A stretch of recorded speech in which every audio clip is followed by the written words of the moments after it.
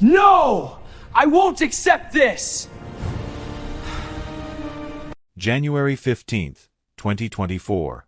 Westbrook, Massachusetts, United States. The courtroom smelled like old wood, cheap coffee, and fear. 200 people packed into a space designed for 150. Journalists clutched notebooks with white knuckles. Family members gripped each other's hands so tightly their fingers went numb. And in the front row, directly behind the prosecution's table, a 53-year-old woman named Rosa Castellano sat perfectly still, because if she moved, if she breathed too deeply, she was afraid she might shatter into 1,000 pieces right there on the wooden bench. 11 months. That's how long she'd waited for this moment. 11 months since they found her daughter's body in the snow. 11 months of sleepless nights, of staring at Lily's empty bedroom, of wondering what kind of God allows an 18-year-old girl to be strangled in the woods behind her own home. And now, finally, the jury had returned. Guilty. First-degree murder. The word should have brought relief. It should have brought closure. But Rosa felt nothing except a hollow ache that she knew would never fully heal. Because guilty doesn't bring your baby back. Justice doesn't undo the last terrified moments of your daughter's life. But here's the thing. Here's the moment that would be replayed on every news channel, discussed on every true crime podcast, analyzed by every armchair psychologist for years to come. When Judge Harold Morrison asked the defendant if he had any final words before sentencing, something happened that no one in that courtroom expected. Ethan Mercer stood up. 17 years old when he committed the murder. 18 now, tried as an adult, facing 25 years to life. Clean cut. Handsome, even. The kind of face you'd see in a prep school brochure. Sharp jaw, intelligent eyes, hair neatly combed to the side. He looked like someone's son. Someone's neighbor. Someone you'd trust to babysit your kids or tutor your struggling student. He buttoned his blazer slowly, deliberately, like he had all the time in the world. And then Ethan Mercer looked directly at Rosa Castellano, the mother of the girl he'd strangled with a climbing rope, and he smiled. Not a nervous smile. Not an apologetic smile. A satisfied one. "I don't regret it," he said, his voice clear and steady, cutting through the silence like a blade. She deserved it. 5 words. 5 words that made Rosa Castellano collapse sideways into her sister's arms. 5 words that caused Lily's uncle to lunge forward, only to be restrained by 2 bailiffs. 5 words that sent gasps rippling through the gallery like shock waves from an explosion. But here's what everyone missed in that chaos. Here's the detail that would only make sense later, when the full picture emerged. Judge Morrison didn't react. He didn't bang his gavel. He didn't demand order. He didn't look shocked or disgusted or even surprised. Instead, the 64-year-old judge with 30 years on the bench simply sat back in his leather chair, folded his hands, and waited for the noise to die down. And when it finally did, when the sobs quieted and the shouts faded and the room fell into an exhausted, traumatized silence, Judge Morrison looked at Ethan Mercer with an expression that could only be described as knowing. Like he had a secret. Like he knew something that the smug teenager in the expensive suit didn't. "Mr. Mercer," the judge said slowly, "before I deliver your sentence, I think there's something you should know about the facility where you'll be spending the next 2.5 decades.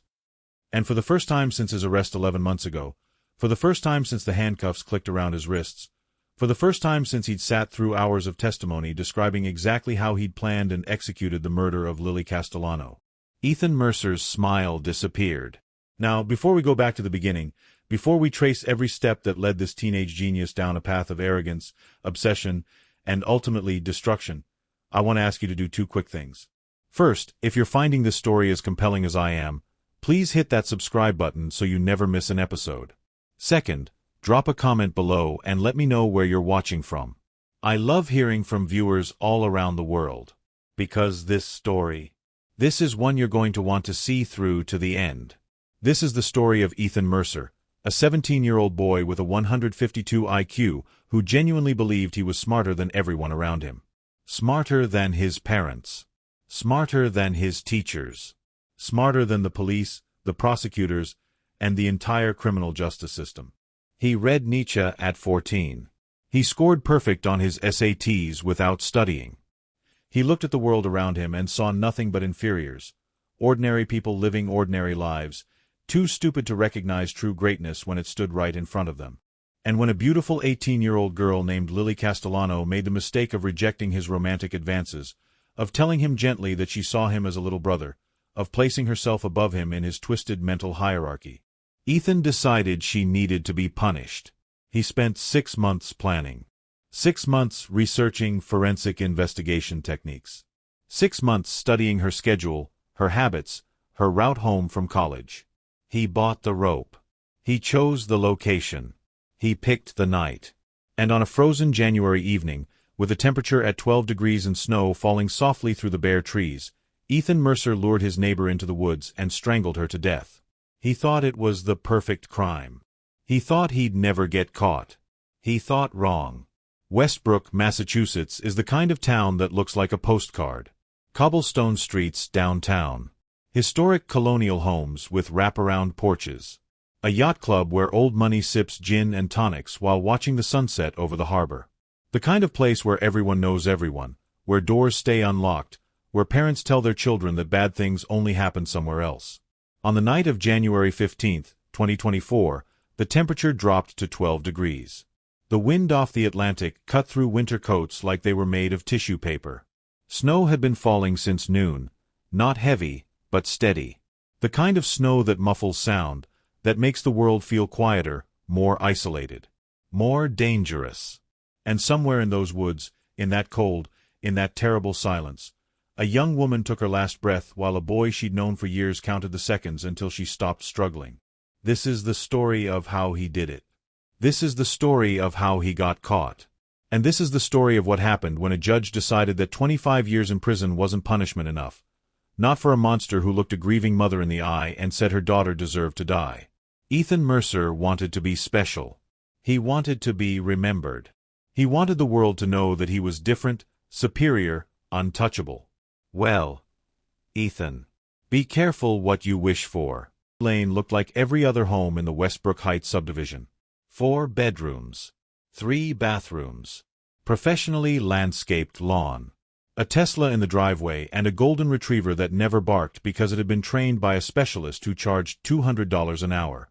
But inside those walls, something was missing. Warmth. Richard Mercer was a corporate attorney who worked 70 hours a week and measured love in the size of the checks he wrote. Diane Mercer was a pharmaceutical sales executive who traveled 3 weeks out of every month and measured parenting by the quality of the private school she enrolled her son in. They didn't raise Ethan. They funded him. By the time he was 17, Ethan Mercer had his own credit card, his own car, and his own wing of the house. His parents called it fostering independence. Child psychologists would later call it something else entirely, emotional neglect wrapped in a bow of privilege. And Ethan? He thrived in the emptiness. His bedroom was immaculate, obsessively organized. Philosophy texts lined the shelves in alphabetical order. Nietzsche, Schopenhauer, Machiavelli. Books about criminal psychology sat beside true crime volumes with titles like The Anatomy of Murder and Inside the Mind of a Killer. His desk held a chessboard frozen mid-game, because Ethan only played against himself. He found human opponents boring, predictable, inferior. The walls displayed his achievements. National Merit Scholar. State chess champion, 3 years running. A framed letter of early acceptance from Yale, which he hadn't bothered to show his parents because he knew they wouldn't understand its significance. Ordinary people never appreciated genius. But here's what the trophies and certificates didn't show. Here's what no one talked about. When Ethan was 12, he dissected a frog in biology class and kept the heart. He told his teacher it was for further study. He kept it in a jar in his closet for 3 years. When he was 14, the family cat disappeared. Ethan told his mother it must have run away. 3 weeks later, a neighbor found the animal's remains in the woods behind the subdivision. Everyone assumed it was coyotes. Everyone except the veterinarian who noticed the injuries were too precise, too deliberate, too clean. No one investigated. No one asked questions. Because Ethan Mercer was a straight-A student from a good family, and boys like that don't do things like that. Do they? Every evening that summer, Ethan sat at his bedroom window and watched. The Castellano house was directly behind his, their backyard separated by a low wooden fence and a row of hydrangea bushes. From his second-floor window, Ethan had a perfect view of Lily's bedroom, her kitchen, her backyard patio where she sunbathed on hot afternoons. He watched her constantly. In his journal, a leather-bound notebook he kept hidden beneath a loose floorboard, Ethan documented everything. Her schedule, her habits, the boys she texted, the clothes she wore. He wrote about her flaws, the way she laughed too loudly, the way she trusted people too easily, the way she failed to recognize that she was being observed by someone far more intelligent than anyone she'd ever meet. He was fascinated by her, and he hated her for it. The 4th of July barbecue at the Castellano house changed everything. Lily was home from her first semester at Boston University. Ethan watched her move through the crowd, hugging neighbors, refilling drinks, radiating a warmth that made everyone gravitate toward her. He approached her by the cooler. Casual. Rehearsed. "I've been thinking about you," he said. "About us." Lily's smile flickered. Confusion crossed her face. "Ethan, you're sweet, but—" She touched his arm gently. "I see you like a little brother. You know that, right? You're too young for me." Something shifted behind his eyes. Just for a moment. Just a flash. Cold. Empty. Furious. Then it was gone, replaced by a practiced smile. "Of course," he said smoothly. "I understand completely." But he didn't understand. And he would never forgive her. To understand what Ethan Mercer destroyed, you need to understand who Lily Castellano was. Not just the victim. Not just the body in the snow. Not just the photograph they showed on the evening news, the smiling brunette with the kind eyes that made strangers feel like old friends. You need to understand the person. Because Lily Castellano was the kind of human being that the world desperately needs more of. And the universe lost her to a boy who couldn't handle the word no. The Castellano home at 251 Harborview Lane was smaller than the Mercer mansion. Older. The kind of house where the heating system groaned in winter and the kitchen faucet dripped no matter how many times you tightened it. Paint peeled on the window frames. The carpet on the stairs was worn thin from decades of footsteps. But unlike the Mercer household, this home had something money couldn't buy. Love. Rosa Castellano worked night shifts as a nursing aide at Westbrook Memorial Hospital. She'd raised 2 children alone after her husband's death in a construction accident when Lily was 7 and Marcus was 12. Every extra dollar went toward her children's futures. Every exhausted morning after a 12-hour shift was spent making breakfast before the kids left for school. She never complained. Not once. And Lily inherited every ounce of her mother's selflessness. At 18, Lily was a freshman at Boston University, studying nursing. Not because it was glamorous. Not because it paid well. But because she'd watched her mother care for dying patients with dignity and compassion, and she wanted to do the same. She worked part-time at a coffee shop near campus to cover her textbooks. She volunteered at the Westbrook Animal Shelter every weekend she came home, bottle-feeding abandoned kittens and walking dogs that no one else wanted to adopt. She tutored middle schoolers in math for free because she remembered how much she'd struggled with algebra and didn't want other kids to feel stupid. Lily Castellano never met a stranger. She remembered names. She asked follow-up questions. When the elderly widow 3 houses down broke her hip, Lily brought homemade soup every day for 2 weeks. When a freshman girl at her college was crying in the bathroom at a party, Lily sat with her for 3 hours until she was sure she was safe. She was light. Pure, radiant, unfiltered light. And Ethan Mercer wanted to extinguish it simply because she wouldn't shine for him. But there was another person who loved Lily more than anyone else in the world. Her brother, Marcus. 5 years older. Fiercely protective. And currently serving an 8-year sentence at Blackwater State Correctional Facility for aggravated assault. Marcus Castellano wasn't a monster. He was a 23-year-old who'd made a terrible decision in a moment of rage. A bar fight that escalated. A man who'd been harassing Marcus's girlfriend. One punch that landed wrong, shattering the man's orbital bone and leaving him partially blind in one eye. Marcus took the plea deal. He owned his mistake. And every single day behind those bars, He thought about his baby sister. Every Sunday, without fail, Lily called. The prison phone system charged $3 a minute. Lily worked extra shifts just to afford those calls. And for 30 minutes every week, the two siblings would laugh and argue and reminisce about childhood summers at the beach. "How's that weird Mercer kid?"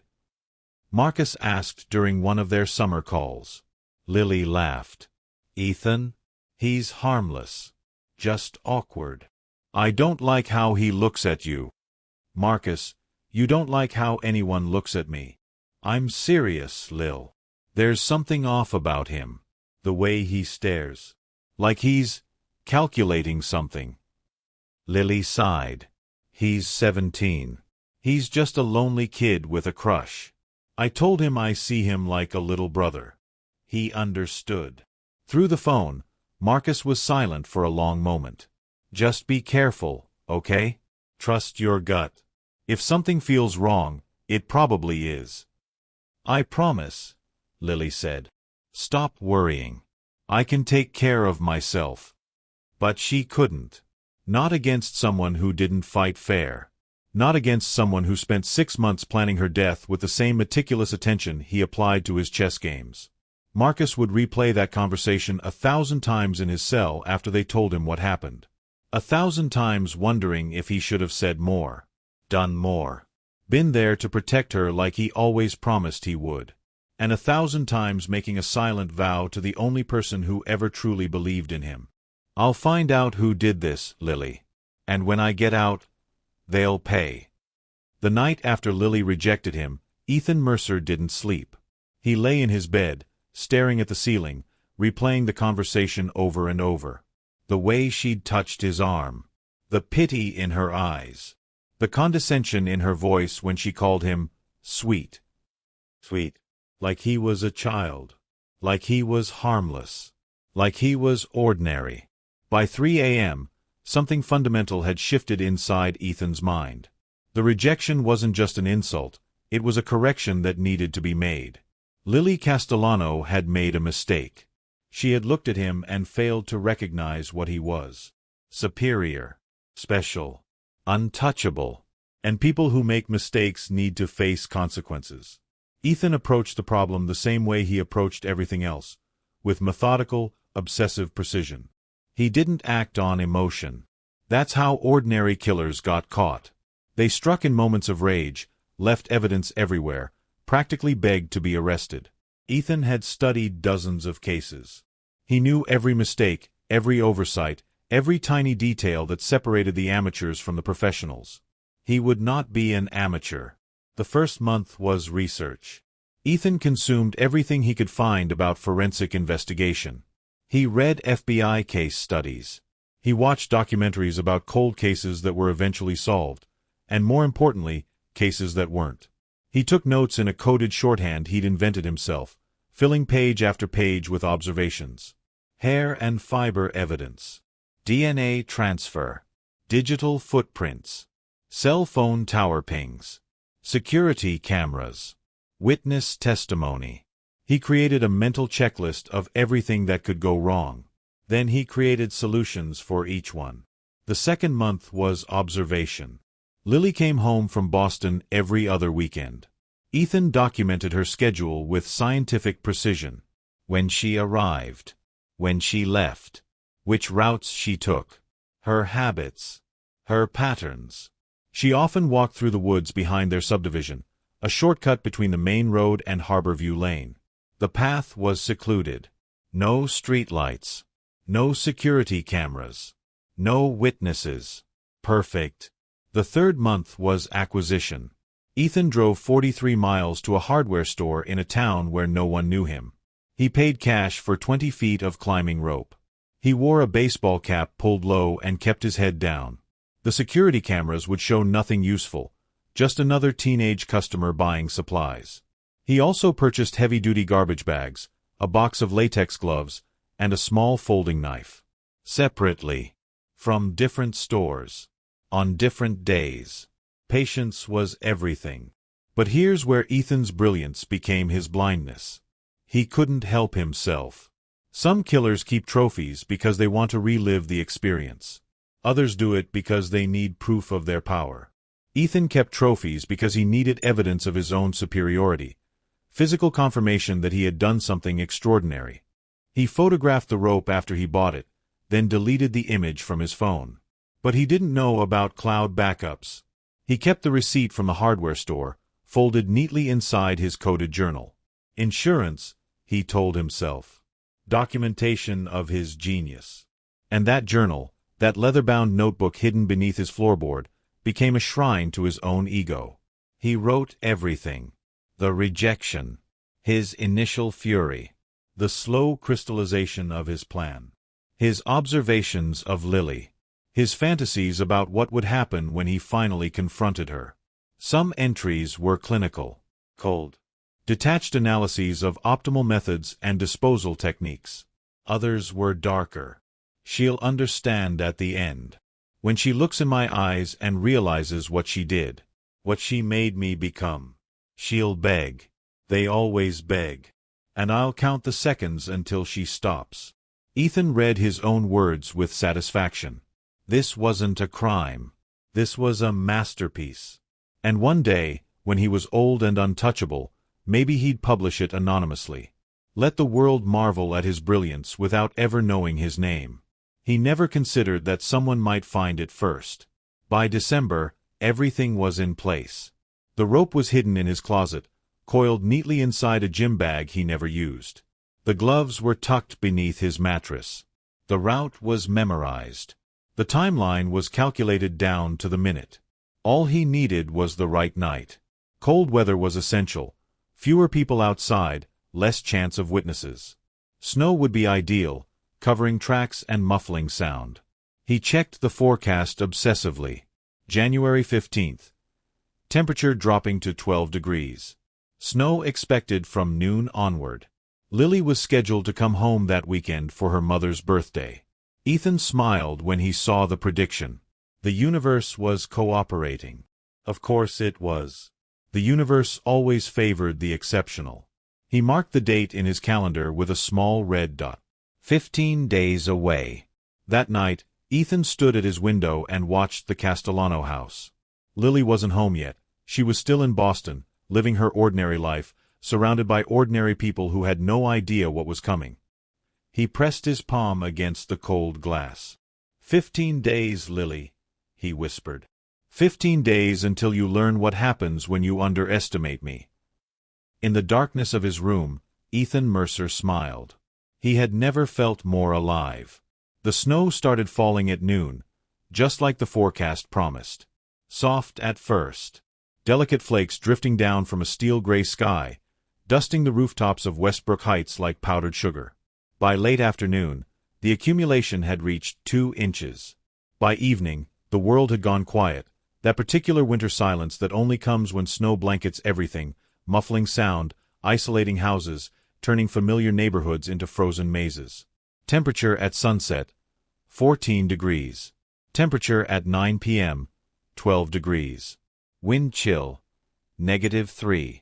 The kind of cold that burns your lungs. The kind of cold that keeps people indoors, curtains drawn, fires crackling. The kind of cold that ensures no witnesses. Ethan Mercer checked the weather app on his phone one final time, then smiled. Perfect. Lily Castellano left Boston at 6:30 p.m. She was tired. Finals had drained her, and she'd picked up extra shifts at the coffee shop to cover Christmas gifts for her mother and brother. But today was special. Tomorrow was Rose's 54th birthday, and Lily had planned everything. A homemade dinner, a cake from the Italian bakery downtown, and a photo album she'd spent weeks assembling. She texted her mother from the car. On my way. Should be home around 9:30. Don't wait up if you're tired. Love you, Red Heart. Rosa replied immediately. Drive safe, Mija. Roads are slippery. I'll keep the porch light on. Lily smiled at the message, then turned up the radio. A Taylor Swift song was playing, one of her favorites. She sang along, her voice filling the small Honda Civic her mother had bought her for graduation. She had no idea that in 3 hours, she would be dead. She had no idea that the boy next door was already waiting in the woods, rope coiled in his gloved hands, breath visible in the frozen air. She had no idea that she was driving toward the end of her life. Ethan left his house at 8:45 p.m. His parents weren't home. His father was at a conference in New York. His mother was on a sales trip in Chicago. The house was empty, silent, cold. Just like him. He dressed carefully. Dark jeans. Black winter coat. Black gloves. Not the latex ones, not yet. Those were in his pocket, waiting. He wore boots he'd purchased months ago and never worn anywhere else. After tonight, they'd go in the dumpster behind the gas station 3 towns over. The gym bag was slung over his shoulder. Rope. Latex gloves. Flashlight. A plastic bag for the trophy he planned to take. He walked through his backyard, climbed the low fence separating his property from the woods, and disappeared into the trees. The snow was falling harder now, thick flakes clinging to his coat, accumulating on branches, erasing his footprints almost as quickly as he made them. Another gift from the universe. The path through the woods was familiar. He'd walked it dozens of times during his months of observation. He knew every turn, every fallen log, every landmark. Even in the darkness, even in the snow, he moved with confidence. He reached the spot he'd chosen, a massive oak tree beside the path, its trunk wide enough to conceal him completely, and he waited. 9:15 p.m. 9:30 p.m. 9:42 p.m. Headlights in the distance. A car pulling into the Castellano driveway. Ethan's heart rate increased. Not from fear. From anticipation. Lily parked in her usual spot and killed the engine. She sat for a moment, exhaling, watching the snow fall through her windshield. The porch light was on, just like her mother promised. Safety. Warmth. She grabbed her overnight bag and stepped out into the cold. The path through the woods would save her 10 minutes. She'd walked it 1,000 times. Summer nights catching fireflies with Marcus, autumn afternoons kicking through fallen leaves, winter mornings trudging to the school bus stop. She didn't hesitate. The trees closed around her, blocking the streetlights, muffling the sounds of the neighborhood. Her boots crunched in the fresh snow. Her breath came in visible puffs. And then she saw him. A figure stepping out from behind a massive oak tree. Dark coat. Familiar face. Ethan. Lily stopped, surprised but not afraid. Why would she be afraid? She'd known Ethan Mercer since he was 12 years old. He was awkward, sure. A little intense. But harmless. Everyone said so. Hey, Lily. His voice was calm. Pleasant. Rehearsed. Sorry if I scared you. I was just taking a walk. Couldn't sleep. In this weather? She laughed, pulling her coat tighter. You're crazy. It's freezing out here. I like the cold. It clears my head. He took a step closer. Actually, I'm glad I ran into you. I wanted to apologize. Apologize? For what? For last summer. The barbecue. I made things weird, and I've felt bad about it ever since. I was hoping we could talk. Clear the air. Lily's expression softened. This was who she was, someone who saw the best in people, who gave second chances, who couldn't imagine that the boy standing 3 feet away had spent 6 months planning her murder. Ethan, you don't have to apologize. It's fine. Really. Can we walk and talk? Just for a minute? I promise I'll be quick. She hesitated. The cold was biting at her cheeks. Her mother was waiting. But Ethan looked so earnest. So vulnerable. Okay, she said. Just for a minute. They walked deeper into the woods. Ethan talked about school, about college applications, about how stressed he'd been. His voice was calm, measured, normal. Lily relaxed. Maybe she'd misjudged him. Maybe he really was just a lonely kid who needed a friend. She never saw him reach into his coat pocket. She never saw him pull out the rope. She only felt it when it was already around her neck. The struggle lasted 47 seconds. Ethan counted every one. Lily clawed at the rope, at his hands, at anything she could reach. Her boots kicked at the snow, creating desperate furrows in the white powder. She tried to scream, but the rope was too tight.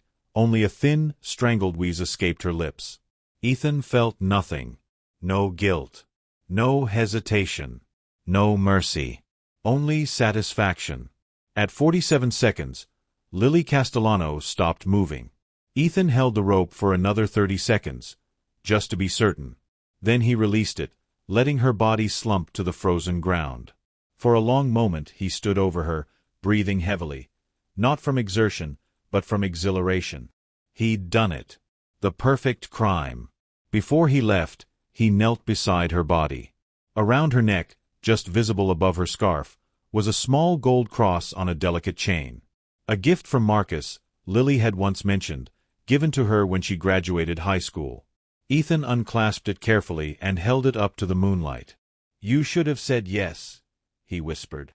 Then he pocketed the necklace, stood up, and walked back through the woods toward his empty house. Behind him, the snow continued to fall, slowly covering Lily's body in a blanket of white. Rosa Castellano knew something was wrong at 10:15 p.m. Lily always texted when she arrived. Always. It was their rule, had been ever since Lily got her driver's license at 16.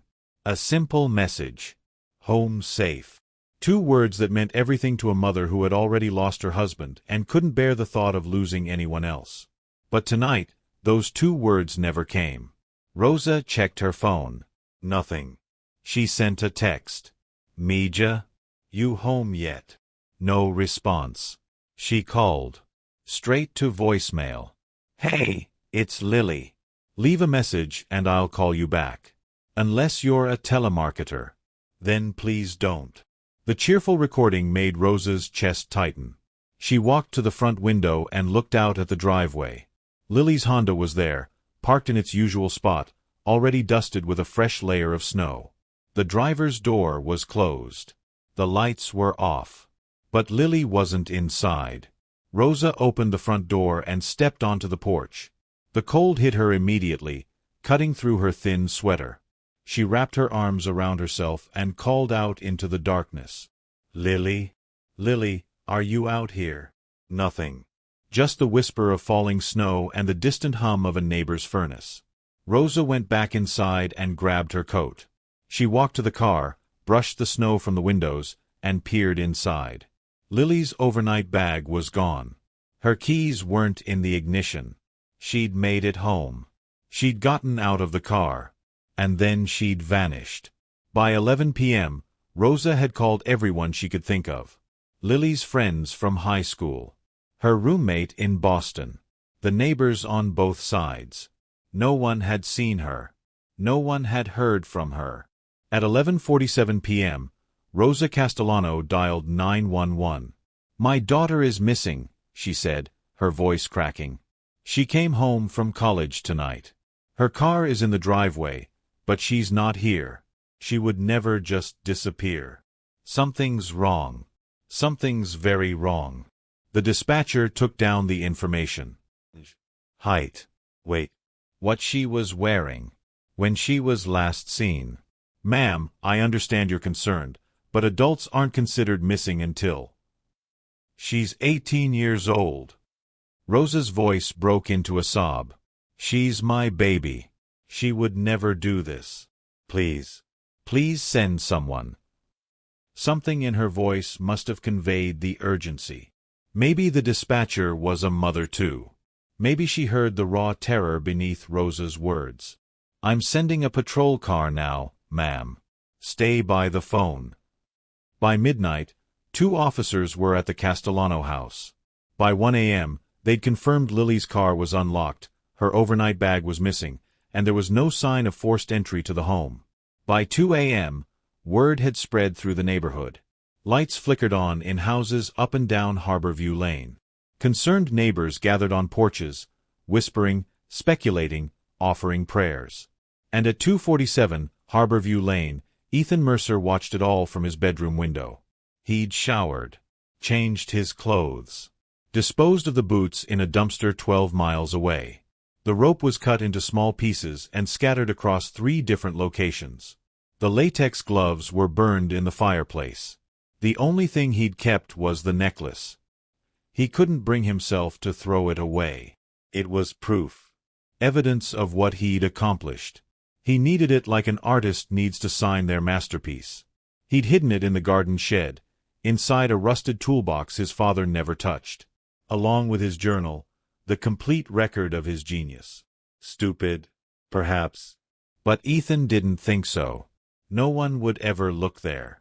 No one was smart enough to connect him to any of this. He watched the police cars arrive. He watched Rosa collapse on her front lawn. He watched the chaos unfold with the detached interest of a scientist observing an experiment. Then he put on his coat and walked across the street. Mrs. Castellano? Rosa looked up from the patrol car where an officer was asking her questions. Her eyes were red, swollen, desperate. Ethan. Her voice was hollow. Have you seen Lily? He shook his head, his expression perfectly calibrated. Concerned, confused, just a little bit scared. No, ma'am. I heard the sirens and came to see what was happening. Is everything okay? Rosa's face crumpled. She's gone. My Lily is gone. She came home and now she's gone and no one knows where she is. Ethan reached out and touched her shoulder. Gentle. Comforting. I'm so sorry, Mrs. Castellano. If there's anything I can do, anything at all, please let me know. Lily was always so kind to me. Was past tense. Rosa didn't notice. The officer standing nearby didn't notice. But it was there, a slip so small, so subtle, that only someone looking for it would catch it. And right now, no one was looking. The search began at dawn. Volunteers gathered at the Westbrook Community Center. Neighbors, classmates, strangers who'd seen Lily's photo on the morning news. They fanned out across the neighborhood, calling her name, checking backyards, combing through the woods. Ethan joined them. He walked shoulder to shoulder with the other searchers, calling Lily's name, pretending to check behind fallen logs and snow-covered bushes. He even led his group directly past the spot where he'd killed her, 50 yards to the east, without a flicker of reaction. He was testing himself, proving his control, and he passed with flying colors. At 2:15 p.m., a volunteer named Margaret Chen found the body.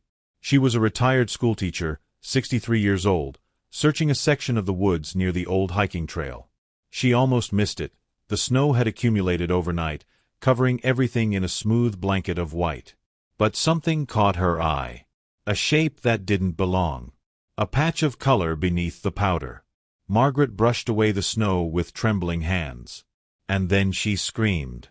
The sound carried through the woods, echoing off the frozen trees, reaching the ears of every volunteer within a quarter mile. Ethan heard it too. He stopped walking, tilted his head, let a small smile cross his face before quickly replacing it with an expression of concern. Around him, people were running toward the scream.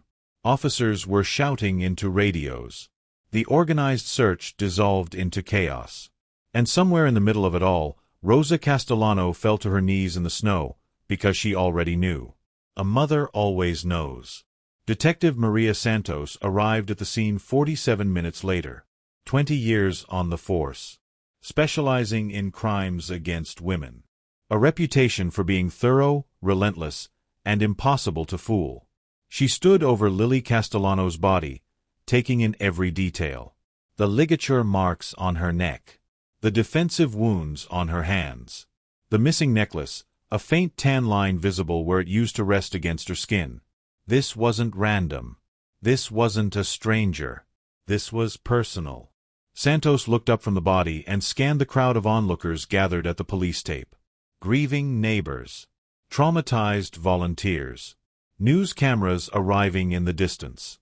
And one teenage boy standing slightly apart from the others, watching with an intensity that didn't quite match his concerned expression. Santos made a mental note. Then she got to work. Detective Maria Santos had seen a lot of evil in 20 years. She'd interviewed rapists who wept crocodile tears and confessed with relief. She'd sat across from domestic abusers who genuinely believed their victims deserved it. She'd looked into the eyes of men who'd killed their own children and felt nothing but cold, hollow emptiness staring back. But there was something about the Mercer kid that made her skin crawl in a way she couldn't quite articulate. It wasn't anything obvious. That was the problem. On paper, Ethan Mercer was exactly what he appeared to be. A polite, intelligent, slightly awkward teenager from a wealthy family. He answered questions directly. He made appropriate eye contact. He expressed concern for the Castellano family in all the right ways. Too right. Too perfect. Like he'd rehearsed. The investigation moved quickly in those first 48 hours. Forensics processed the scene while the snow was still fresh. They found partial boot prints leading to and from the body, size 11, consistent with a popular brand of winter boots sold at dozens of retailers across Massachusetts. They collected fibers from Lily's coat that didn't match anything she owned. They noted the ligature pattern on her neck, thin, braided rope, applied from behind with significant force. This wasn't a crime of opportunity. This was premeditated. Santos interviewed everyone in Lily's life. Her mother, devastated beyond words. Her professors, who described her as exceptional. Her co-workers at the coffee shop, who said she was the kindest person they'd ever met. Her friends from high school, who couldn't imagine anyone wanting to hurt her. Did she have any enemies? Santos asked each of them. Anyone who made her uncomfortable? Any unwanted attention? The answers were always the same. Everyone loved Lily. She didn't have enemies. But then Santos talked to Lily's roommate in Boston, a girl named Jessica Torres who'd known Lily since freshman orientation. There was this guy, Jessica said hesitantly. Back home. A neighbor, I think. She mentioned him a few times. Santos leaned forward. What did she say? Just that he was intense. He asked her out last summer and she turned him down. She felt bad about it. Said he seemed really lonely. But a few weeks ago, she mentioned that he still stared at her sometimes. Through his window. She laughed it off, but Jessica bit her lip. It creeped me out, honestly. Did she mention his name? Ethan, I think. Ethan something. Santos ran the name through her notes. Ethan Mercer. The neighbor kid who'd offered condolences to Rosa Castellano while her daughter's body was still warm in the woods. The kid who'd used past tense before anyone told him Lily was dead. She pulled his file. No criminal record. Excellent grades. No disciplinary issues. On paper, a model citizen. But Santos had learned long ago that paper meant nothing. Monsters didn't always look like monsters. Sometimes they looked like honor students. Sometimes they lived in nice houses with manicured lawns. Sometimes they smiled at you while calculating exactly how to get away with murder. She needed more. The interview with the Mercer family took place 3 days after the body was discovered. Richard and Diane Mercer sat on either side of their son in their immaculate living room, all three arranged on a white leather sectional that probably cost more than Santos made in a month. Crystal decanters on the sidebar. Abstract art on the walls. Fresh flowers on the coffee table. Everything perfect. Everything cold. We want to help in any way we can, Richard Mercer said smoothly. This tragedy has shaken our entire community. Santos nodded, her eyes on Ethan. I appreciate that, Mr. Mercer. I just have a few routine questions. We're talking to everyone who knew Lily. Of course. Richard gestured magnanimously. Whatever you need. Ethan, can you tell me where you were on the night of January 15th? Between 9 p.m. and midnight. Ethan met her gaze without flinching. I was here. Home alone. Studying for midterms. Can anyone verify that? My parents were out of town. But I didn't leave the house. You can check my phone. I was streaming videos most of the night. Santos noted the immediate mention of digital verification. Most innocent people didn't think about alibis. They just answered the question. Guilty people came prepared. Did you know Lily well? She asked. We were neighbors. Friendly, but not close. She was a few years older than me. He paused, tilting his head slightly. She was always nice to me. I can't imagine why anyone would want to hurt her.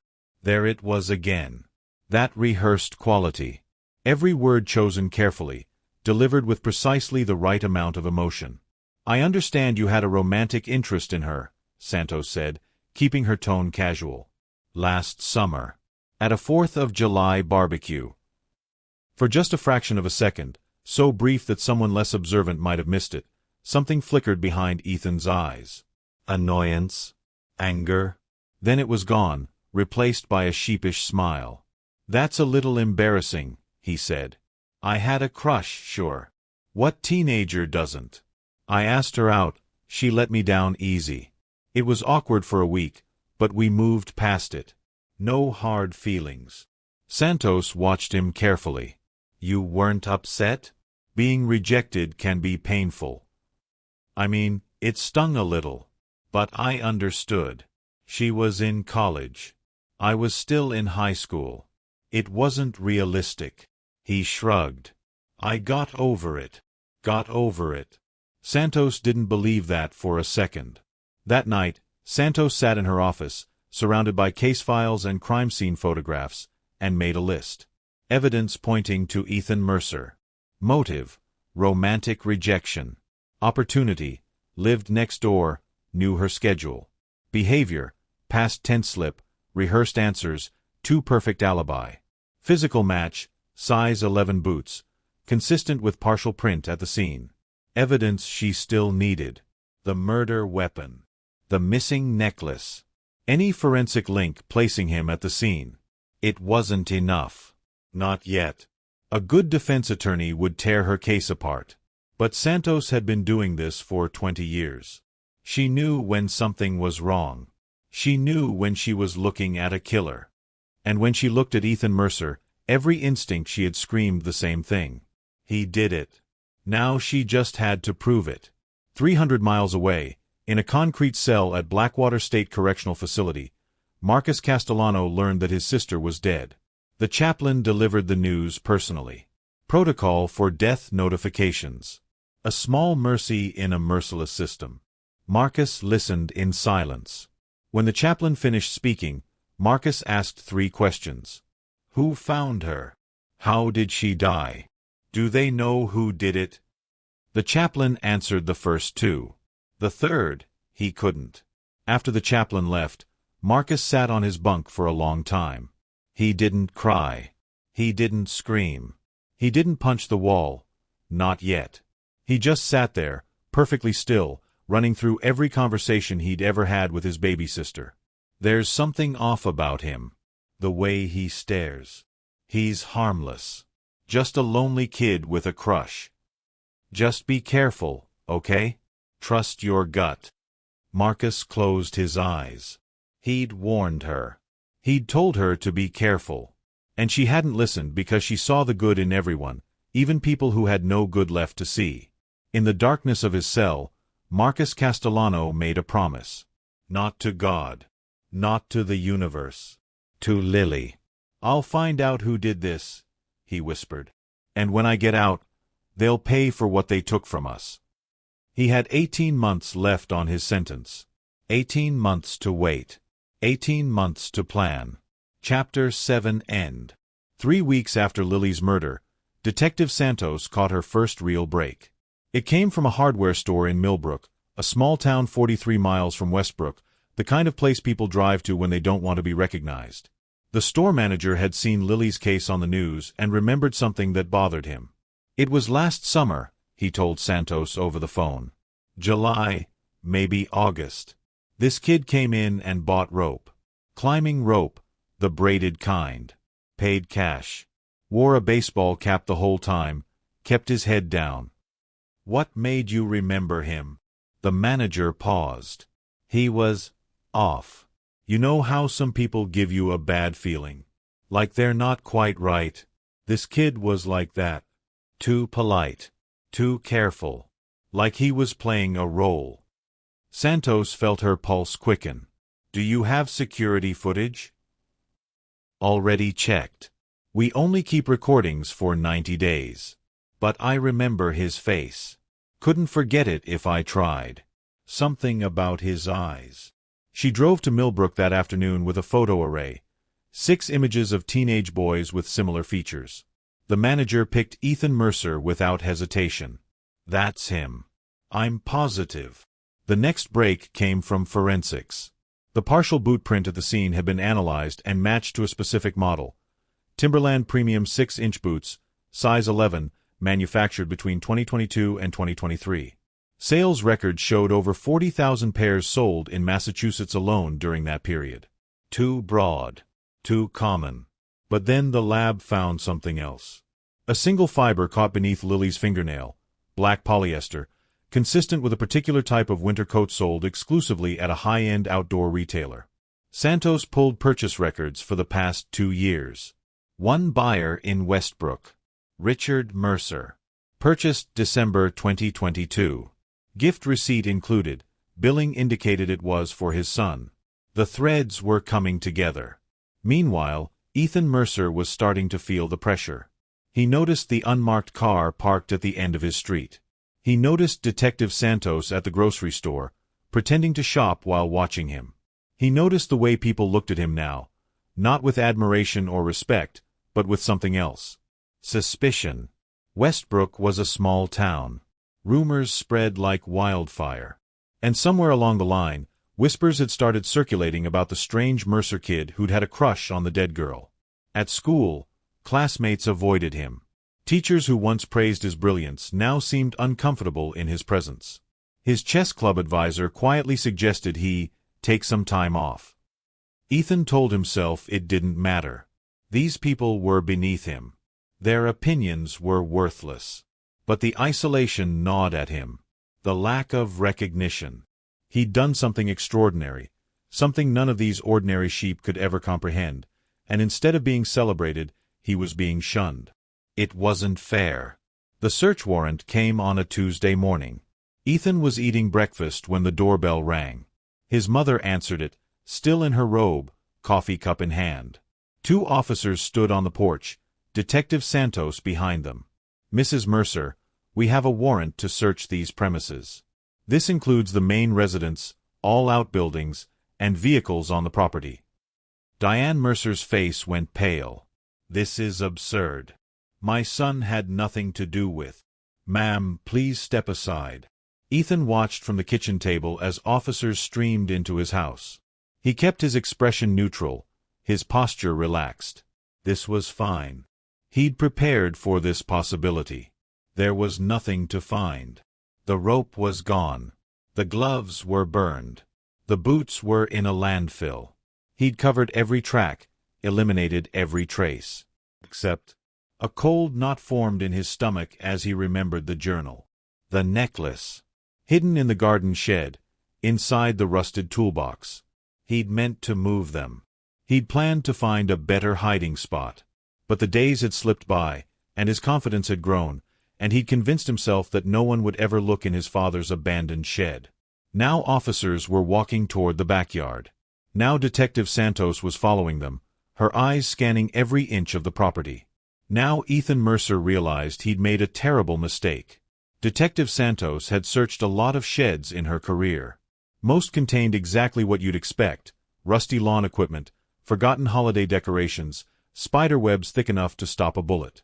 The Mercer shed was no different at first glance. Cobwebs. Dust. The smell of mildew and old gasoline. But Santos was thorough. That was her gift.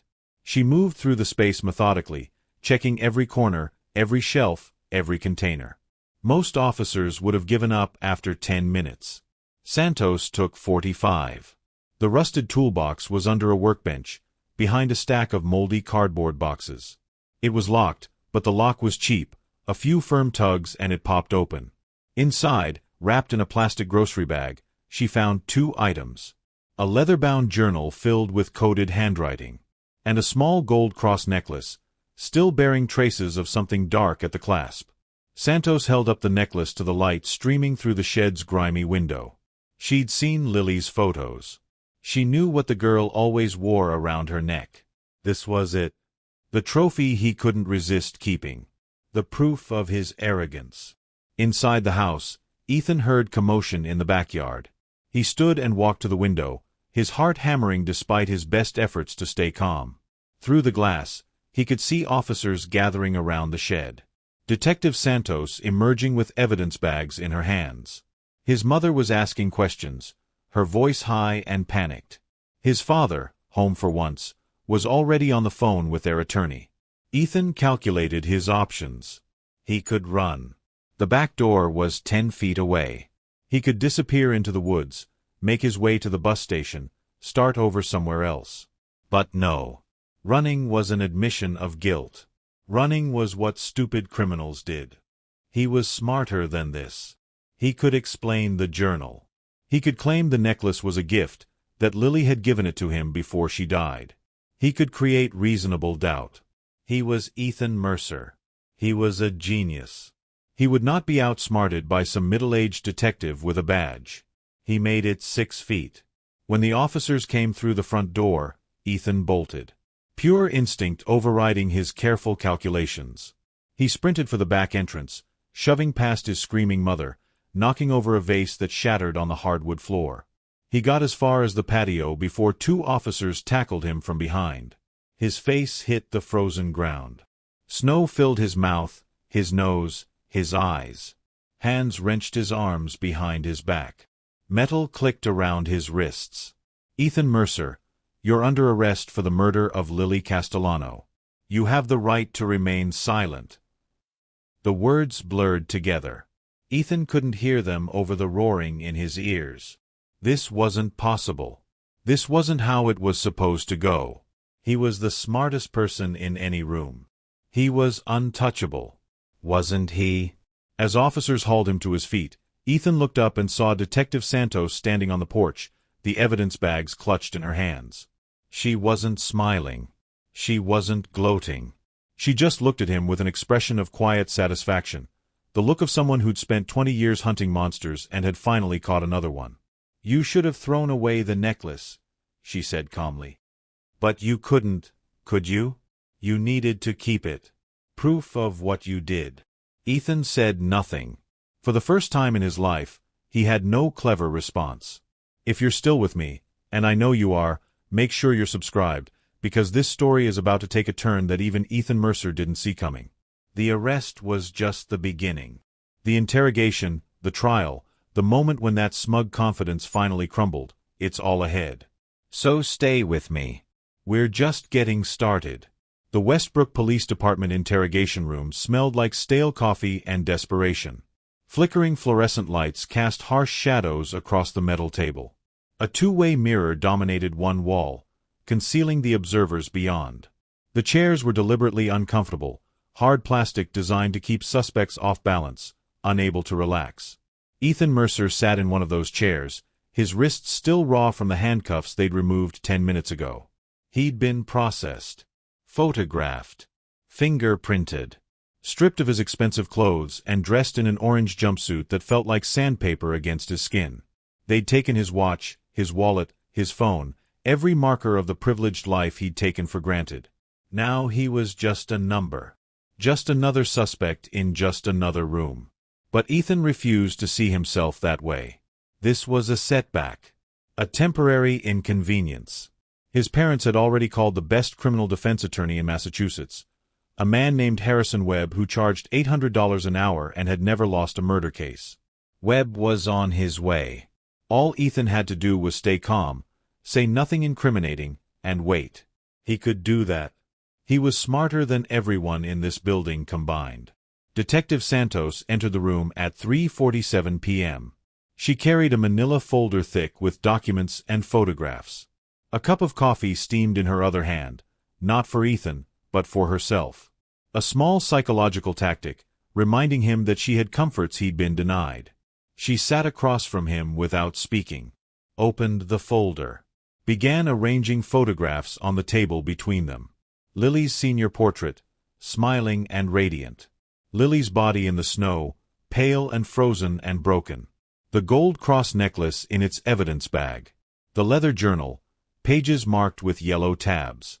Ethan kept his expression neutral, bored, even.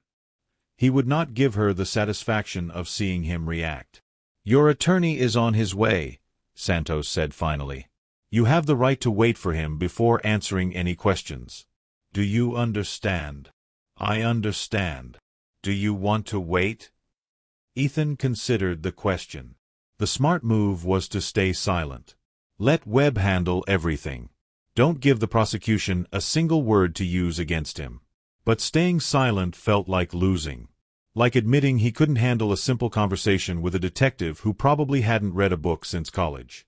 His ego made the decision for him. I don't need a lawyer to tell the truth, he said smoothly. Ask whatever you want. Santos's expression didn't change, but something flickered in her eyes. Satisfaction. She'd been hoping he'd say that. Let's start with the necklace, Santos said, tapping the evidence bag. We found this hidden in your family's garden shed, inside a locked toolbox. Can you explain how it got there? Ethan had prepared for this question. Lily gave it to me, he said without hesitation. A few weeks before she died. She said she wanted me to have something to remember her by. She gave you her most prized possession? The necklace her brother gave her for graduation. We were closer than people realized. Santos nodded slowly, her face unreadable. So you're saying you and Lily had a secret relationship? I'm saying we had an understanding. She cared about me more than she let on publicly.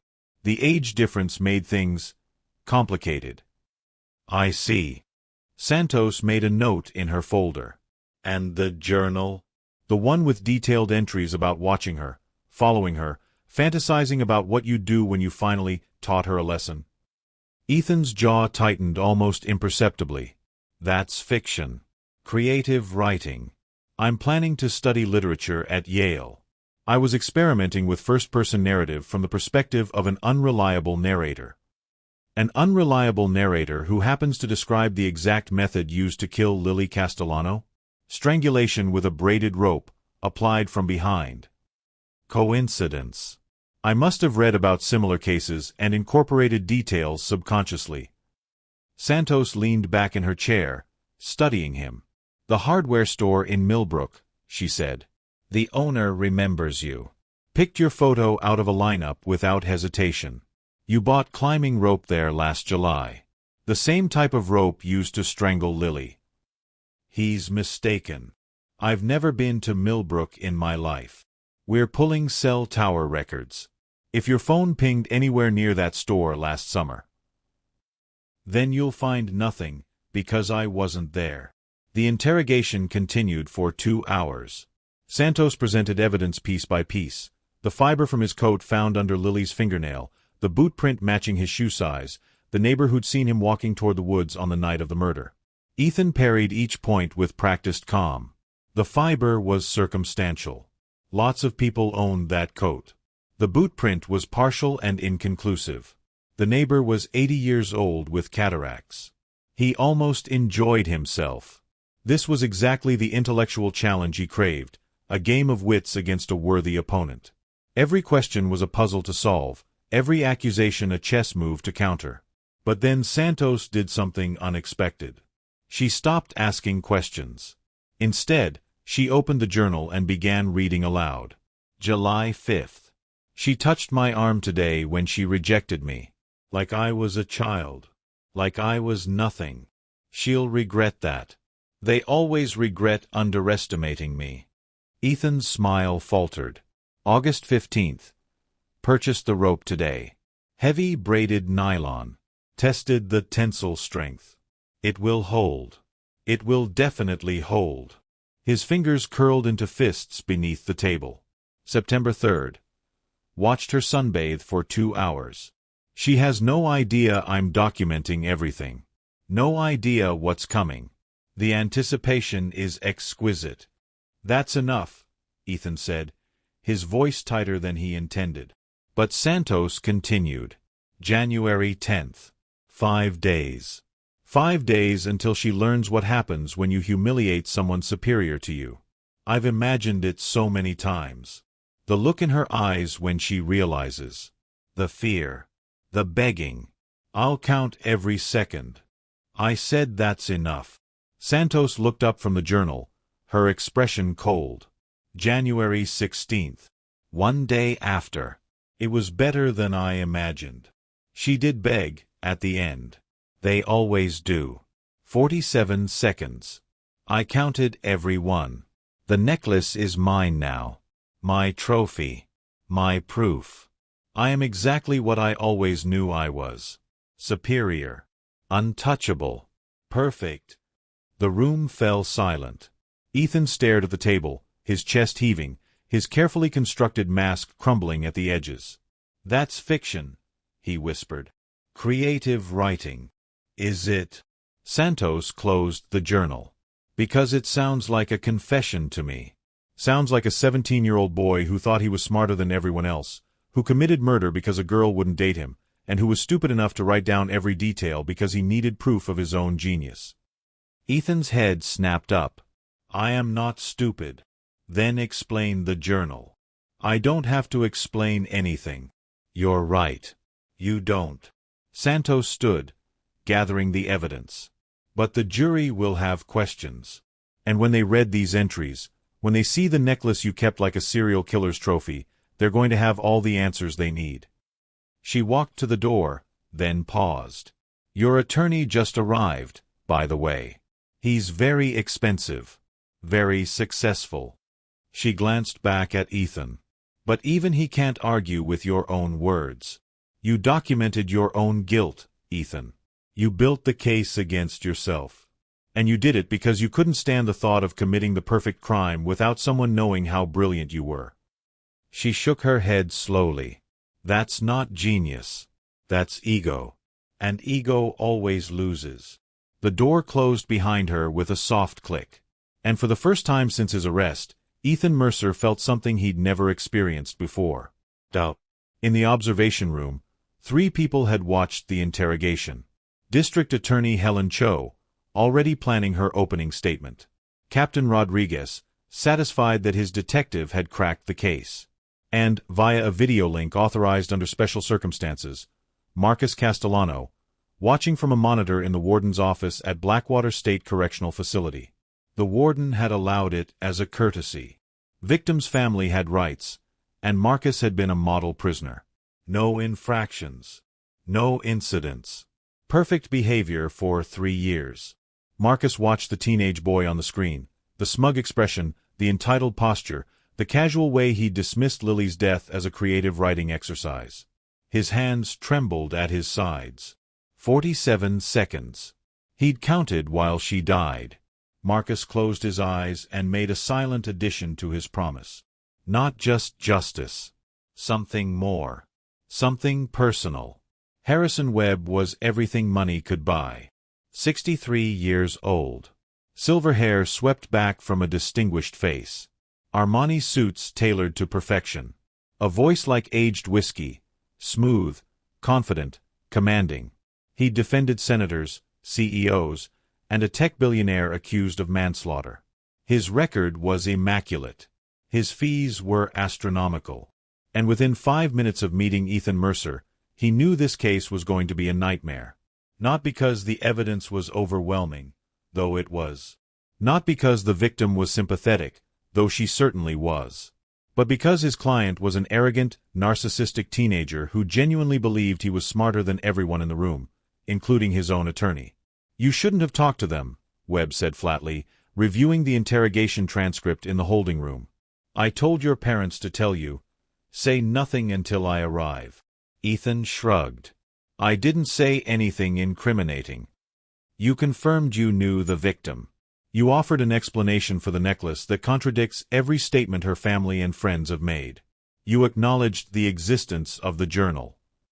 Webb looked up, his eyes hard. Every word you said will be used against you. Every single word. I can handle cross-examination. This isn't a debate club, Mr. Mercer. This is a murder trial. The prosecution has physical evidence, forensic evidence, and your own written confession. If we go to trial, you will lose. Ethan's expression flickered, a brief crack in the armor. Then what do you suggest? A plea deal. I might be able to negotiate second-degree murder.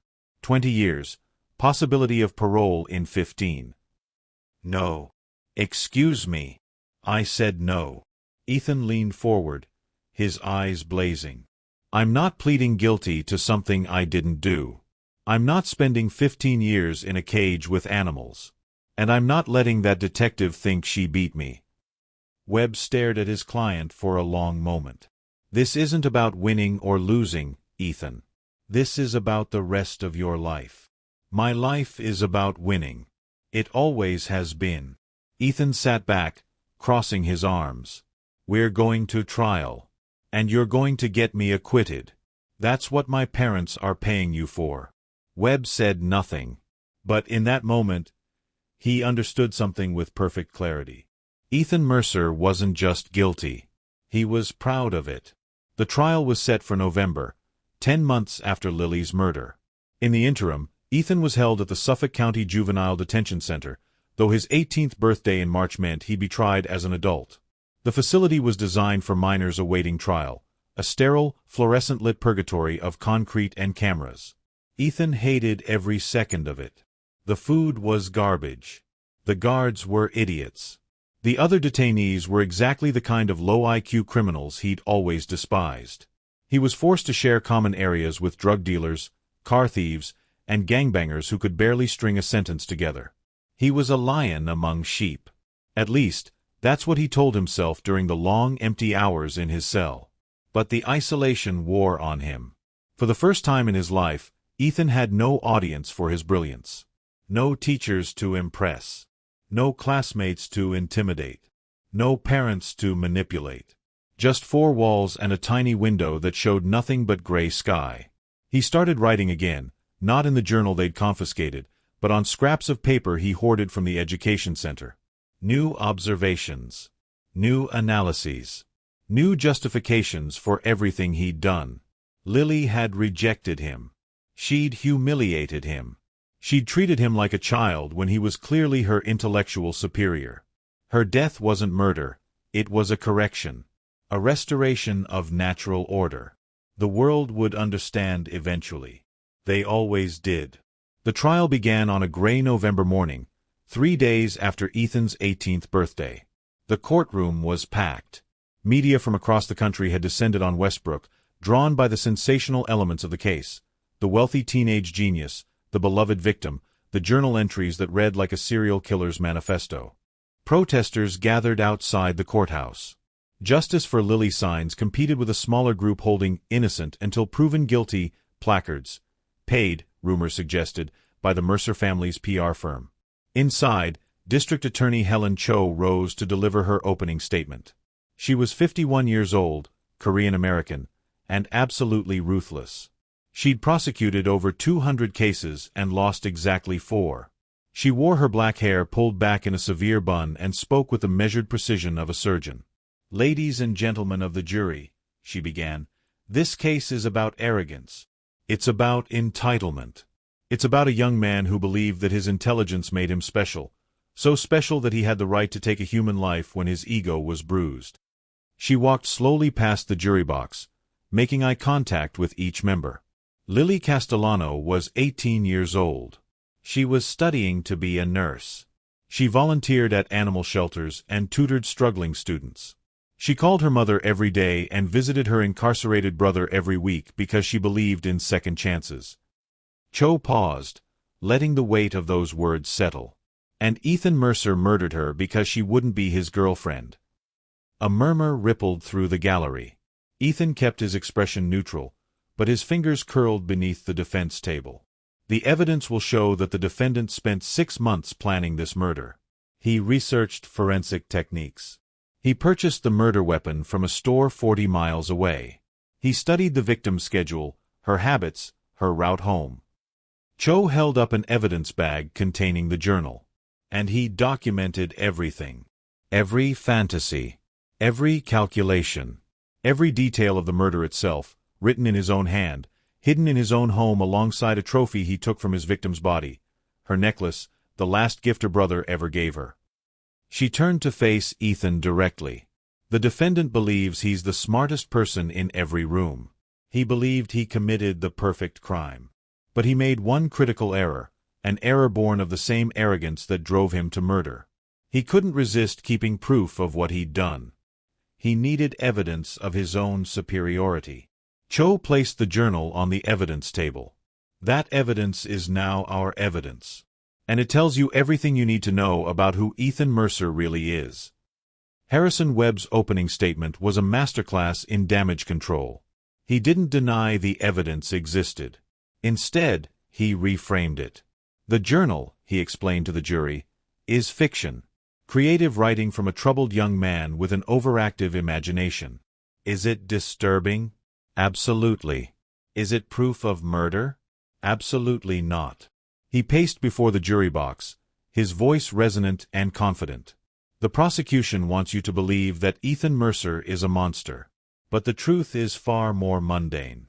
He's a lonely, socially awkward teenager from a broken home, emotionally neglected by parents who prioritize their careers over their child. He gestured toward Ethan, who sat with carefully practiced vulnerability. The necklace? Given to him by Lily Castellano herself, during a secret friendship the prosecution doesn't want you to know about. The journal? Dark creative writing, yes, but no different from the violent video games and horror movies consumed by millions of teenagers every day. Webb leaned against the jury box railing. The prosecution has circumstantial evidence and speculation. What they don't have is a single eyewitness, a single piece of DNA placing my client at the crime scene, or a single credible motive for a straight-A student with a Yale acceptance letter to throw his life away. He straightened, buttoning his jacket. Ethan Mercer is not guilty. And when you've heard all the evidence, not the prosecution's narrative, but the actual evidence, you'll have no choice but to agree. The trial would last 3 weeks. 27 witnesses. 400 exhibits. Thousands of pages of testimony. And somewhere in the gallery, sitting quietly in the back row, was a woman most people didn't recognize. Her name was Margaret Santos. Detective Santos's mother. She'd come to support her daughter. But she'd also come to watch the face of the boy who'd murdered Lily Castellano. And every day, from her seat in the gallery, she watched Ethan Mercer perform, his mask of innocence, his rehearsed expressions, his careful nods of agreement when his attorney spoke. Margaret Santos was 81 years old. She'd raised 4 children and buried a husband. She knew what evil looked like. And she knew, with absolute certainty, that she was looking at it now. The prosecution called Rosa Castellano as their first witness. She walked to the stand slowly, a woman aged decades in 11 months. Her black dress hung loosely on a frame that had forgotten how to eat. Her hands trembled as she placed them on the Bible. Her voice cracked when she swore to tell the truth. Helen Cho approached gently, her tone soft but purposeful. Mrs. Castellano, can you tell the jury about your daughter? Rosa's eyes glistened. Lily she was everything. My reason for getting up in the morning. My reason for working double shifts and never complaining. She was going to be a nurse, you know. She wanted to help people. That's all she ever wanted, to help people. What was her relationship with the defendant? Rosa glanced at Ethan. For a moment, her grief hardened into something sharper. He was the neighbor boy. Quiet. Polite. Always watching. She paused. Lily felt sorry for him. She said his parents were never home, that he seemed lonely. She was kind to him because that's who she was. She was kind to everyone. Did she ever express concern about him? Once. Rosa's voice dropped. Last summer. She said he'd asked her out and she'd turned him down. She felt bad about it. She said he looked at her strangely afterward, like she'd insulted him. But she didn't think he was dangerous. Her voice broke. She saw good in everyone. Even people who had no good left. Objection. Webb rose smoothly. The witness is speculating about my client's character. Sustained, the judge said. Mrs. Castellano, please limit your answers to what you directly observed. Rosa nodded, wiping her eyes. Cho continued. Did Lily wear a necklace? Yes. A gold cross. Her brother Marcus gave it to her when she graduated high school. She never took it off. Never. Rosa's gaze fixed on the evidence table, where the necklace sat in its plastic bag. That was hers. That was from her brother. And he took it from her body like a trophy. Objection. Inflammatory and speculative. Withdrawn. Cho stepped back. No further questions. Webb's cross-examination was careful, almost gentle. He couldn't attack a grieving mother. The jury would crucify him. Instead, he aimed to plant seeds of doubt. Mrs. Castellano, you said Lily felt sorry for Ethan. That she was kind to him. Is it possible that kindness was misinterpreted by observers as something more? Rosa frowned. I don't understand. Is it possible that Lily and Ethan had a friendship that was deeper than you realized? That she might have given him the necklace as a gesture of affection without telling you? No. Rosa's voice was firm. Lily told me everything. We were close. She would never give away Marcus's gift. Never. But you can't know for certain what happened in private conversations between them, can you? Rosa hesitated. I knew my daughter. I'm sure you did. Webb nodded sympathetically. But teenagers keep secrets, don't they? Even from the parents who love them most. Rosa opened her mouth to respond, but no words came. Webb let the silence hang. No further questions. The forensic witnesses came next. Dr. Patricia Okonkwo, the medical examiner, testified about the cause of death, ligature strangulation, consistent with braided rope applied from behind with significant force. The victim had defensive wounds on her hands, indicating she'd struggled. Time of death was estimated between 9:30 p.m. and 11 p.m. on January 15th. Based on the ligature pattern, Cho asked, "What can you tell us about the killer?" The assailant was likely right-handed and taller than the victim. The rope was applied with considerable strength and maintained for approximately 45 to 60 seconds, enough time to ensure death rather than unconsciousness. Is that significant? Yes. Dr. Okonkwo's voice was clinical but heavy. Strangulation takes commitment. The victim struggles. They fight for their life. Most impulsive attackers release pressure when the victim goes limp. Whoever did this held on long after the struggle ended. They wanted to make absolutely certain she was dead. Ethan's expression didn't change. But beneath the defense table, his right hand, his dominant hand, curled into a fist. Detective Santos took the stand on day 4. She walked with the confidence of someone who had done this 100 times. Her testimony was meticulous, detailed, and devastating. She described the investigation from the first 911 call to the discovery of the necklace in Ethan's shed. What led you to focus on the defendant? Cho asked. Several factors. His proximity to the victim. His known romantic interest in her. His behavior during initial interviews. Specifically, his use of past tense when referring to Lily before anyone had informed him she was dead. Can you elaborate? When I first spoke with him the night of the search, he said, and I quote, Lily was always so kind to me. Was past tense. At that point, we hadn't publicly confirmed she was deceased. Most people would say, when referring to someone they believed was simply missing. Webb objected. That's a linguistic interpretation, not evidence. It's an observation, Cho countered. Detective Santos is an experienced investigator noting a behavioral anomaly. Overruled. The witness may continue. Santos nodded.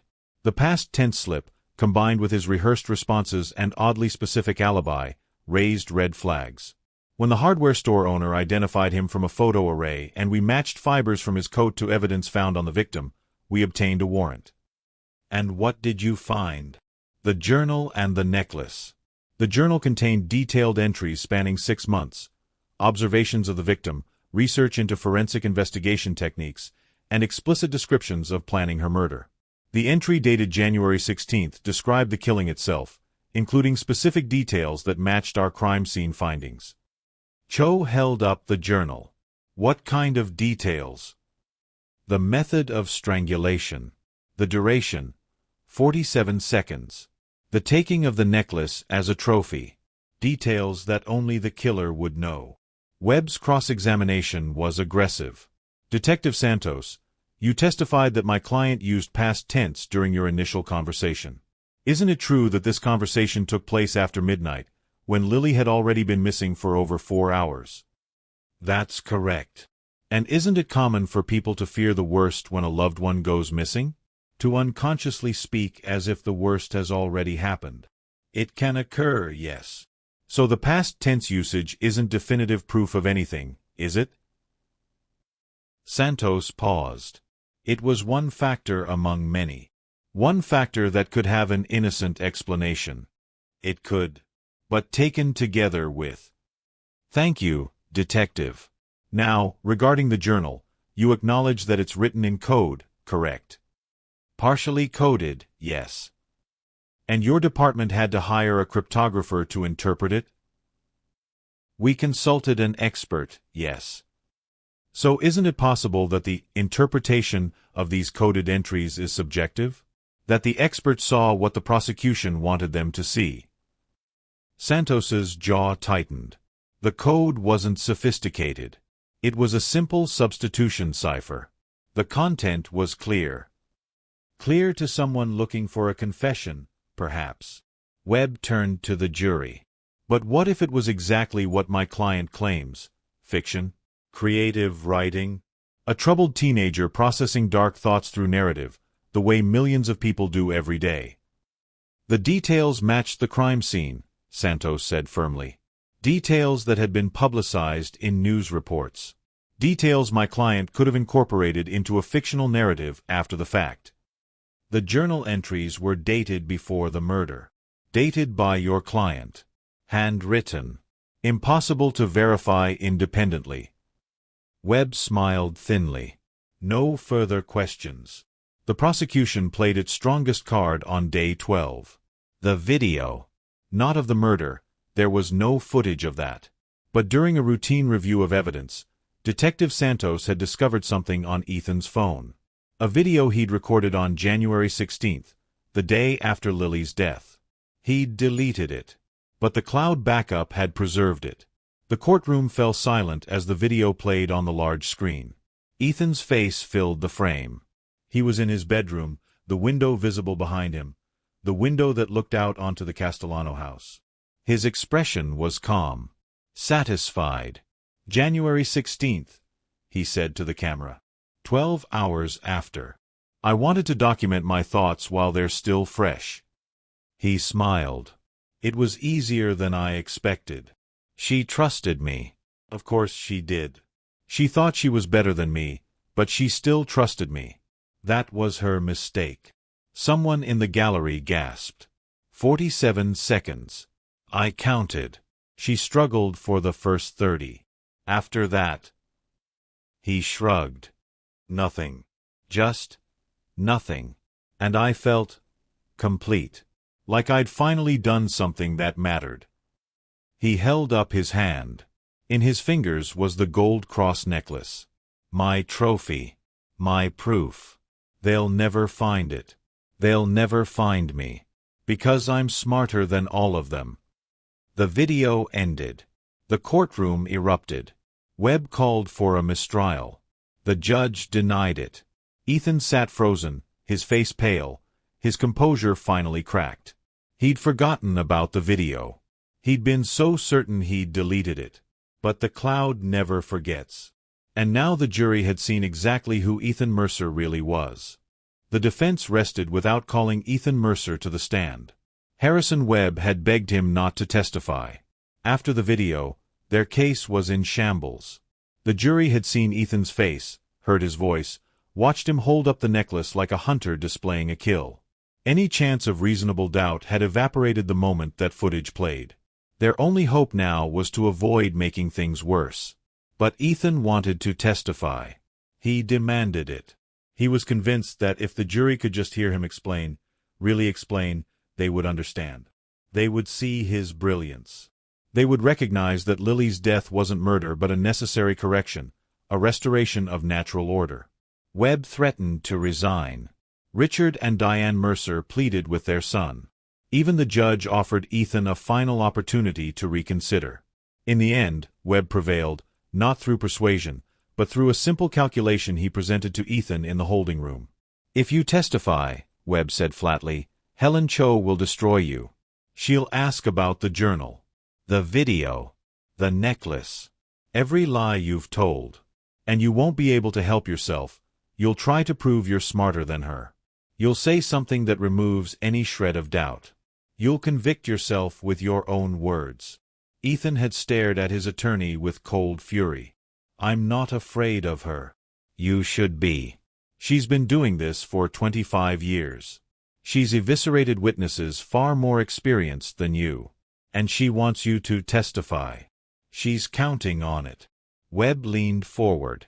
"For once in your life, Ethan, listen to someone else. Keep your mouth shut and let me do my job."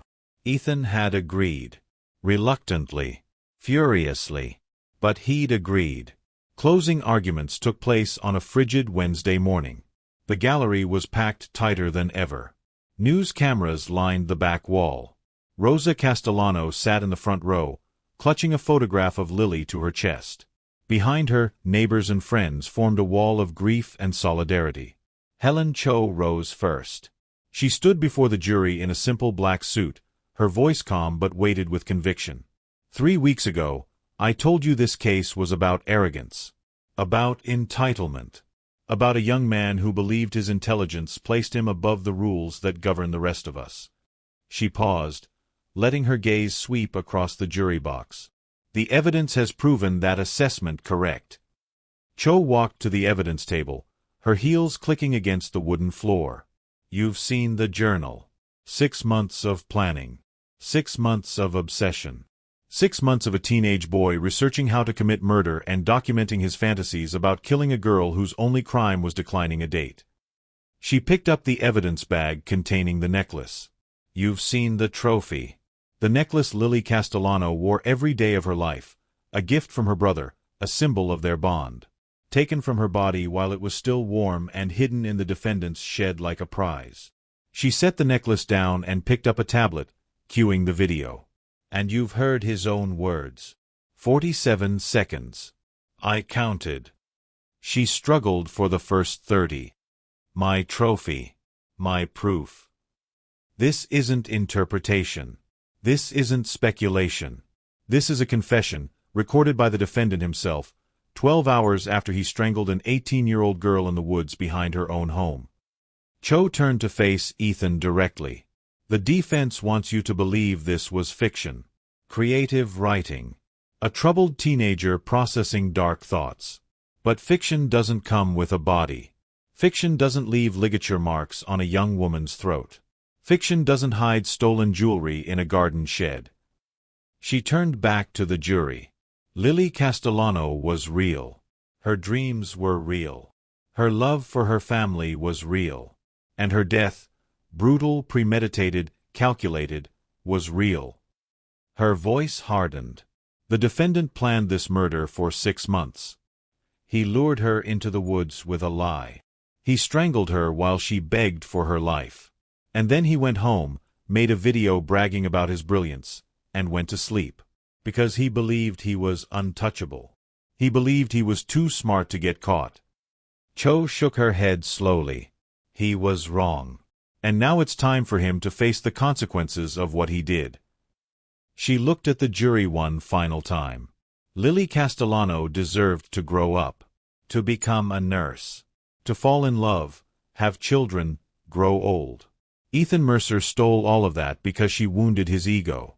Don't let him escape justice. Find him guilty of murder in the 1st degree. For Lily. For her mother. For her brother. For everyone who loved her. She sat down. The courtroom was silent. Harrison Webb's closing argument was a masterpiece of desperation. He didn't deny the evidence. He couldn't. Instead, he focused on creating space for doubt, any doubt, however small. The prosecution has presented a compelling narrative, he acknowledged. A disturbing one. But narrative is not proof. And in this country, we don't convict people based on how good a story the prosecution can tell. He paced before the jury, his voice measured and reasonable. The journal is disturbing, yes. But it's fiction. Dark fiction, twisted fiction, but fiction nonetheless. Young people process trauma and isolation through creative expression. We don't prosecute them for it. He gestured toward the tablet. The video is damning. I won't pretend otherwise. But when was it recorded? The day after the murder, when my client was confused, frightened, possibly in shock. He'd been Lily's neighbor for years. Her death traumatized him. And like many traumatized people, he processed that trauma in ways that seemed disturbing to outsiders. Webb stopped in front of the jury box. Is Ethan Mercer a troubled young man? Yes. Is he socially awkward, emotionally stunted, perhaps even disturbed? The evidence suggests so. But troubled is not guilty. Disturbed is not guilty. He shook his head. The prosecution has no eyewitnesses. No DNA evidence placing my client at the scene. No fingerprints on the victim's body.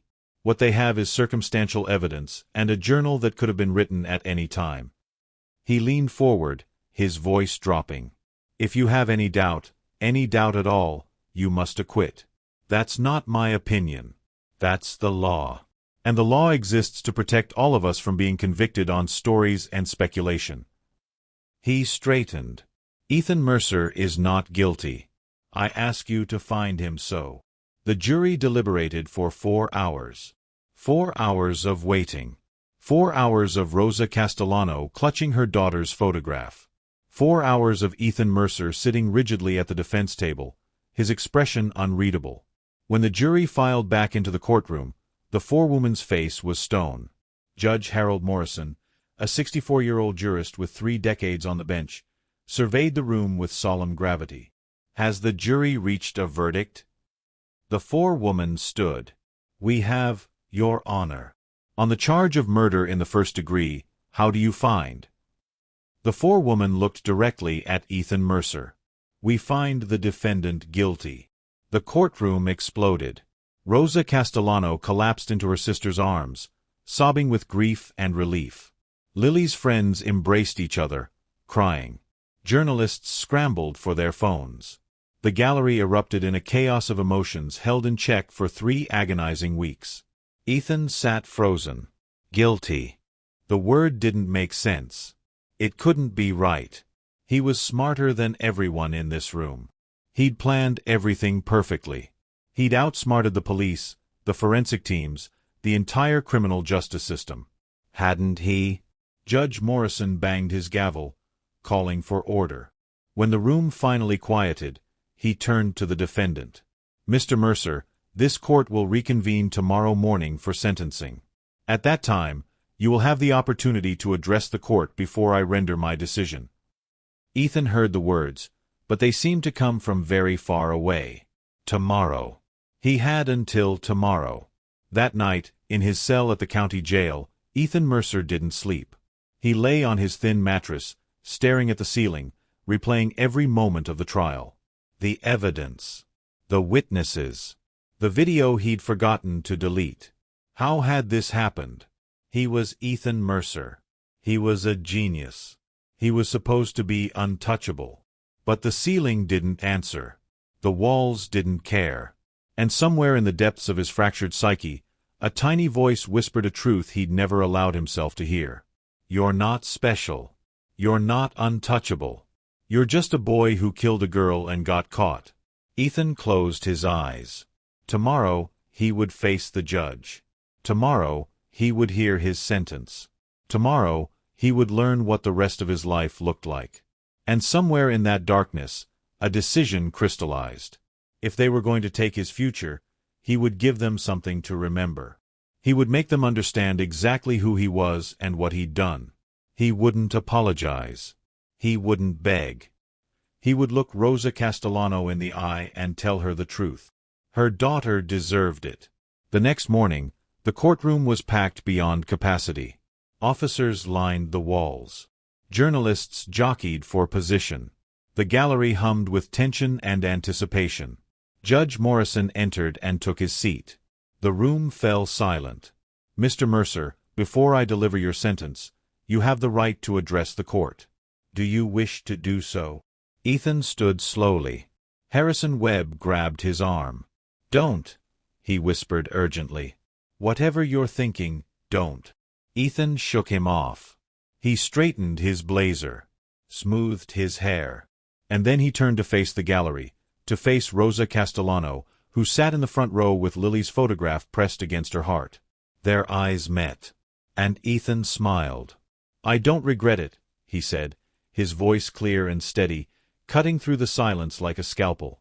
She deserved it. For a moment, time stopped. Then Rosa screamed, a raw, guttural sound of anguish that tore through the courtroom like a physical force. Lily's uncle lunged forward, restrained by two bailiffs. The gallery erupted in shouts and sobs. But Judge Morrison didn't react. He simply sat back in his chair, folded his hands, and waited. When the chaos finally subsided, when the screams faded and the shouts quieted, the judge looked at Ethan with an expression that sent a chill down the young man's spine. Not anger, not disgust, something else entirely. Satisfaction. Mr. Mercer, the judge said slowly, I'm going to sentence you now. But first, I think there's something you should know. And for the first time since his arrest, Ethan Mercer felt the cold grip of genuine fear. Judge Harold Morrison had presided over hundreds of sentencing hearings in his 30-year career. He'd sentenced drug dealers and drunk drivers, domestic abusers and armed robbers, men who killed in moments of passion and men who killed for money. He'd seen remorse that seemed genuine and remorse that was clearly manufactured. He'd heard apologies that moved him to tears and excuses that made his stomach turn. But in 3 decades on the bench, he had never, not once, heard a defendant look at a victim's grieving mother and say those words. I don't regret it. She deserved it. 5 words that told Morrison everything he needed to know about Ethan Mercer. This wasn't a troubled teenager who'd made a terrible mistake. This wasn't a young man capable of rehabilitation or redemption. This was something else entirely. Something cold, something hollow, something that wore human skin but lacked the essential components of humanity. A predator. And predators, in Morrison's experience, only understood one language. Consequence. The judge let the silence stretch. He watched Ethan's smug expression falter slightly as the seconds ticked by. He watched the young man's confidence waver, replaced by the faintest flicker of uncertainty. Good. Mr. Mercer, Morrison began, his voice measured and calm. In a moment, I'm going to sentence you to 25 years to life in state prison for the first-degree murder of Lily Castellano. You will not be eligible for parole for a minimum of 25 years. You will spend the prime of your life behind bars, and there is a very real possibility that you will die in a prison cell.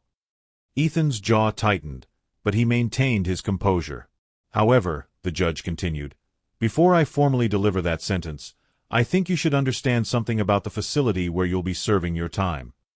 Morrison picked up a document from his desk, a transfer order, freshly signed. As you've just turned 18, you'll be housed in the adult population at Blackwater State Correctional Facility. Specifically, you'll be assigned to the Young Adult Unit, a section designed for inmates between the ages of 18 and 25 who are transitioning from the juvenile system. Ethan shrugged almost imperceptibly. He'd known this was coming. Prison was prison. He'd survive. He was smarter than the animals he'd be caged with. He'd find a way to thrive, to manipulate, to maintain his superiority even behind bars. But the judge wasn't finished. Due to recent overcrowding issues, Morrison continued, the Young Adult Unit has been reorganized. Inmates are now assigned cellmates based on behavior records, security classifications, and compatibility assessments. Morrison paused, and something shifted in his expression, something that made Ethan's stomach tighten unexpectedly. I've been informed that your cellmate assignment has already been processed. Standard procedure, you understand. The system matches inmates automatically based on available space and criteria. The judge looked up from the document, his eyes locking onto Ethan's. Your cellmate's name is Marcus Castellano. The words didn't register immediately. Ethan heard them, but his brain refused to process their meaning. Marcus Castellano. The name echoed in his skull like a bell tolling in an empty church. Castellano. Lily's brother. The brother who'd been serving time for aggravated assault. The brother who'd warned Lily about the weird Mercer kid. The brother who'd made a promise to his dead sister that he would find out who killed her and make them pay. That Marcus Castellano. His cellmate. No, Ethan whispered, his voice barely audible. But the judge continued as if he hadn't spoken. Mr. Castellano was recently transferred to Blackwater from another facility. Model prisoner. No infractions in 3 years. He's scheduled for release in approximately 18 months, but until then. Morrison let the implication hang in the air. Until then, you'll be sharing a 6x8 cell with the brother of the girl you murdered. The brother who just watched you tell his mother that his sister deserved to die. For the first time in his life, Ethan Mercer felt genuine terror. Not the intellectual awareness of danger. Not the calculated assessment of risk. Pure, primal, animal fear, the kind that bypasses the brain entirely and seizes the body in its cold grip. His legs went weak. His vision tunneled. His heart hammered against his ribs with such force that he could hear it in his ears. "You can't," he stammered, his carefully cultivated composure crumbling like wet paper. That's not, you can't do that. It's not legal. It's standard procedure," Morrison said calmly. "Cellmate assignments are handled by the Department of Corrections, not the courts. I have no influence over the process whatsoever." The judge's expression remained neutral, but something flickered in his eyes. "Of course, if you have concerns about your safety, you're welcome to file a complaint with the prison administration. I'm sure they'll take it very seriously." Ethan spun toward his attorney. "Do something. Harrison, do something." But Webb just stood there, his face carefully blank. He'd already calculated the odds. An appeal would take months. A cellmate reassignment request would be denied. There was no legal basis for it. And even if they somehow managed to get Ethan moved, the damage was already done. Marcus Castellano knew where he was. Marcus Castellano had 18 months to make his life a living hell. And there was absolutely nothing Harrison Webb could do about it. In the gallery, Rosa Castellano watched the scene unfold with tears streaming down her face. But these weren't tears of grief. For the first time in 11 months, for the first time since they'd found her daughter's body in the snow, Rosa felt something other than crushing, suffocating despair. She felt satisfaction. She knew it was wrong. She knew she should want justice, not vengeance. She knew Lily would have been horrified by the thought of her brother hurting anyone, even the monster who'd taken her life. But Lily was dead. And watching Ethan Mercer's face drain of color, watching his arrogant smirk dissolve into naked terror, watching him finally, understand what it felt like to be powerless. Rosa couldn't help it. She smiled. The transport van arrived at Blackwater State Correctional Facility at 4:47 p.m. Ethan had spent the 3-hour drive in a fog of panic, his mind racing through scenarios, calculating escape routes, searching for some way out of this nightmare. There was none. The guards processed him efficiently. Strip search. Delousing shower. Orange jumpsuit. Wristband with his inmate number. A manila envelope containing the few personal effects he'd been allowed to keep. Photographs of his parents, his Yale acceptance letter, a Bible his mother had pressed into his hands at their final meeting. He clutched the envelope as they led him through a maze of corridors, past rows of cells filled with men who watched him with predatory interest. Fresh meat. Young. Soft. Obviously terrified. Easy prey. The guard stopped at a cell near the end of the block. "Mercer, Ethan. Cell 247. This is you." Ethan looked through the bars. The cell was small, 6 feet by 8 feet, exactly as the judge had described. 2 bunks, 1 on each side. A steel toilet in the corner. A tiny window that showed nothing but gray sky. And sitting on the lower bunk, his massive frame taking up most of the available space, was Marcus Castellano. Marcus was 30 years old, but prison had aged him. His face was harder than Ethan remembered from the photographs.